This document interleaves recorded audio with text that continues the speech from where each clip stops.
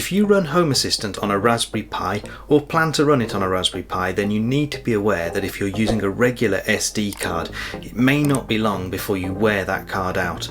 This is because Home Assistant is almost constantly writing data and will wear out your SD card very quickly. One way around this is to use a more robust solid-state drive like the ones you get inside laptops.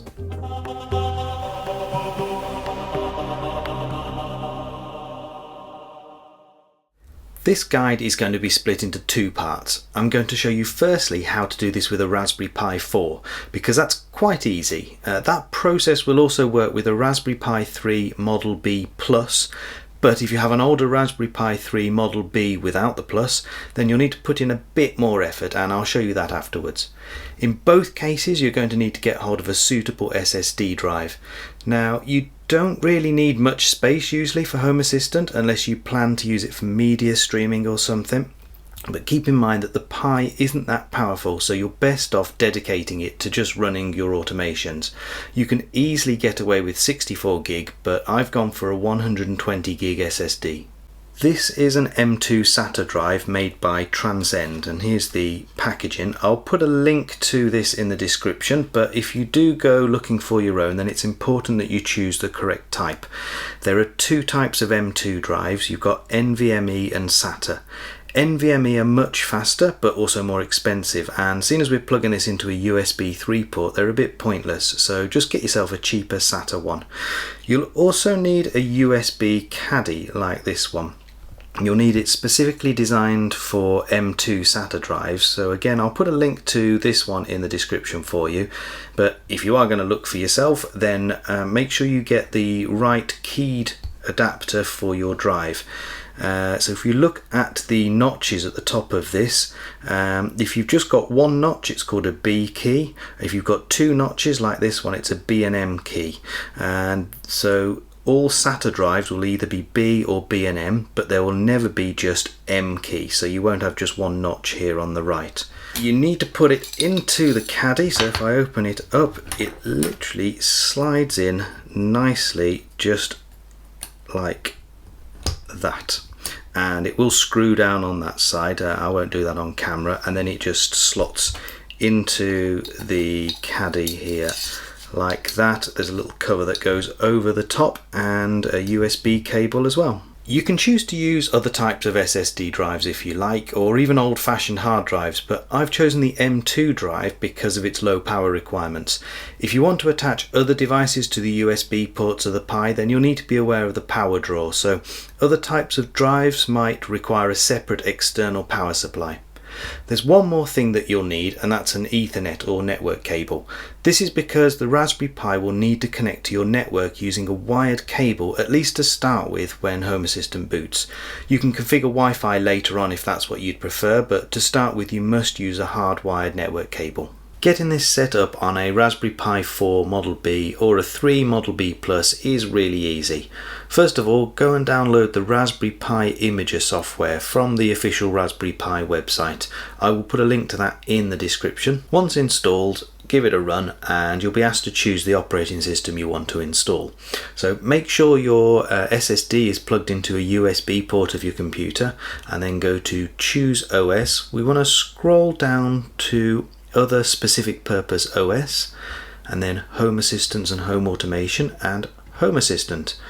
I'm going to install this on a Raspberry Pi 4. If you've got a 3 Plus, then you want to choose that one, but I'm going to choose this top one here.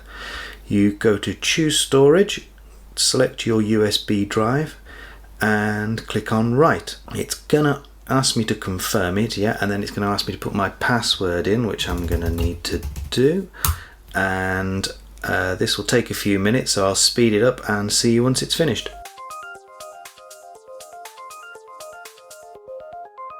Right, okay, you're going to get, if you're on a Mac, you're going to get an error here which you can just ignore and continue. I'm going to unplug the USB drive now. Then all you need to do is plug it into your Raspberry Pi and power it on, making sure that the network cable is connected. Give that a few minutes to boot up, and then you'll be able to navigate to http://homeassistant.local:8123.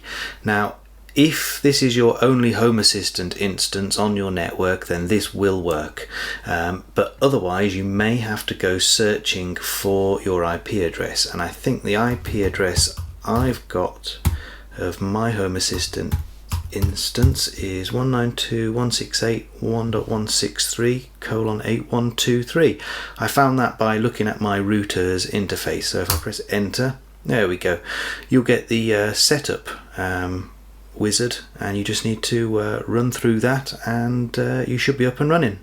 If you've got a Raspberry Pi 3, there's a bit more work that needs to be done. So first of all, you still have to image your SSD, so plug that into the USB port, choose an OS, go down to other specific purpose OS, Home Assistant and Home Automation, Home Assistant, and then you want the Home Assistant OS for RPI 3, so click on that, choose storage, click on write, go yes, I've got to put my password in. Now put your SSD to one side, and you're going to need to image a micro SD card as well.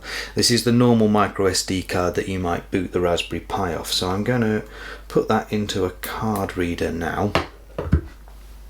There you go, you can see an error there, I'm going to ignore that. I'm going to choose the operating system, I'm going to go back to the beginning, and we want a Raspberry Pi OS. We want Raspberry Pi OS Lite 32-bit. So I'm going to click that, choose the storage, and this is a 16 gig micro SD card. I then need to go down to this little settings cog first, and I want to say no, I don't want to put Wi-Fi in because I'm going to run this off Ethernet. I'm going to set the host name to something I can find later. This is only temporary, so I'm going to call it testpi3.local. Going to enable SSH, and we're going to use password authentication. Set the username and password of Pi, and then I'm going to put in just the word password for the moment, not super secure, so don't use that in production, but this is just temporary. You can set the Wi-Fi details here if you want. I'm just going to click on save and then write, and yes, another password needed, and we'll let that image, and I'll see you when this is finished.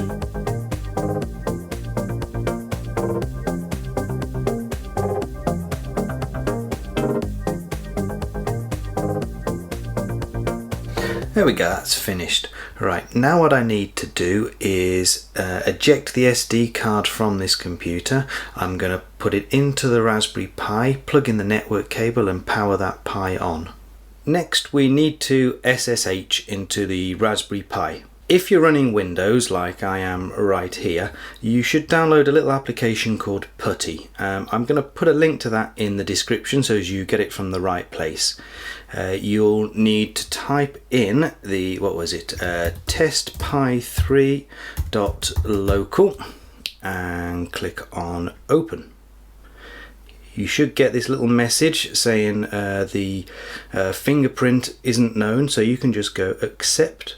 Right, and you'll be prompted for this username. Now if you remember, the username was Pi and I put the password in as just password, and you're all logged in. Right, and now I'm going to show you how you would do this on the Mac. On the Mac you don't need to install anything special, you can just use the Terminal app. So if you just open the Launchpad, search for Terminal, and you should get a window that looks similar to this. To SSH to the Raspberry Pi, we go SSH, we put the username of Pi at, and then we do testpi3.local. We'll get this warning about the fingerprint, and we just say yes, and it's added it, and now we type in the password, which in this case was password. Now the next steps are the same whether you're using Windows or Mac or Linux or whatever. You basically need to run a command that will enable USB booting on the Raspberry Pi. I'm going to paste that in here. I will put a link in the description to an article with all this information in, so you can copy and paste it from there, or you can pause the video here and write it out by hand if you really want to do that. But type that in, press enter. Then you need to reboot the Raspberry Pi. Oops, no, you need to type sudo reboot. Give it a couple of minutes to reboot, and then you'll need to connect again. So it's the SSH pi at testpy3.local. Password is the password. Okay, now we need to check that that worked. So I'm just copying and pasting a command in. Here we go, and I'll paste that in. There we go. This is the command to check it's worked. If you enter there, what we're looking for is this result here, which is 17:302.00000A.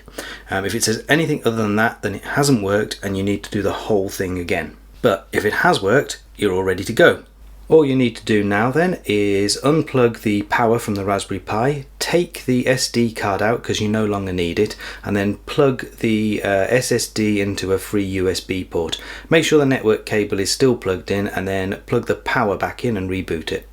So same as before with the Raspberry Pi 2, you should now, after a couple of minutes of letting the thing boot up, be able to browse to http://homeassistant.local port 8123.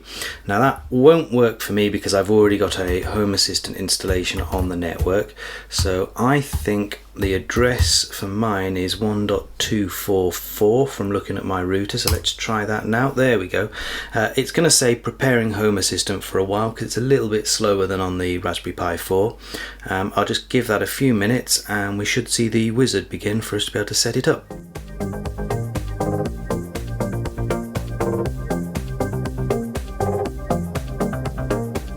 And there you go. It took a bit longer than the Raspberry Pi 4, but we got there in the end. You can just continue setting the whole thing up using this wizard, and then once you're in there you can obviously configure the Wi-Fi if you'd prefer to use that instead of the wired network. I personally think it's better to use the wired network. It's a bit more responsive and a bit more reliable, but it's totally up to you. You'll probably find the Raspberry Pi 3 a bit slow for Home Assistant, well I did, but everything should still work okay as long as you don't push it with too many add-ons. Anyway, I'll put a link in the description to an article with the commands in so that you can copy and paste them nice and easily, and I hope that you found this useful. If you did, then please give it a like and subscribe to my channel to see more videos like this. Thank you for watching, goodbye.